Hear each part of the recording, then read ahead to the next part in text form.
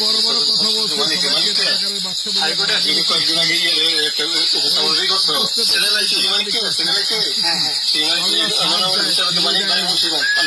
সবাই মাথায় রাখতে যারা এখন ক্ষমতা আসবেন, যারা আছেন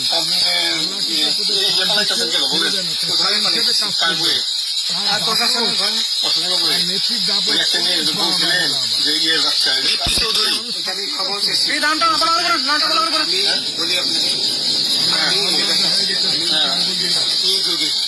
আমি তো কত মিডিয়াতে তো খুব সুন্দর। আচ্ছা আচ্ছা শোনেন, আপনার কাছে এই মুহূর্তে এরা যখন ধরছে আমাদের প্রতিনিধি কি কি ছিল সাথে, আমার সাথে কি কি ছিল এটা বলেন। আমার সাথে টাকা টাকা আর কটা ই কার্ড, ডেবিট কার্ড আর ই কার্ড কি বলে টাকাগুলো ছিল। আজকে কোনো টাকা ছিল সাথে?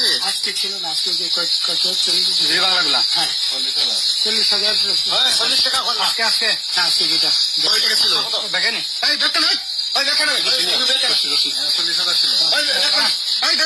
টাকা ছিল। কালকে যে দুজন টাকা নিচ্ছে ওদের কাছে কত টাকা ছিল?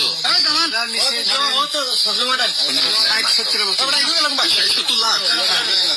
আচ্ছা 60-70 লাখ। আচ্ছা নিয়ে গেছে নৌকালো সাথে নিয়ে নিছে? নৌকালো এবং ওই লোক দুইজনের সাথে একসাথে নিছে না? ওই দুই ছোকরা নিছে।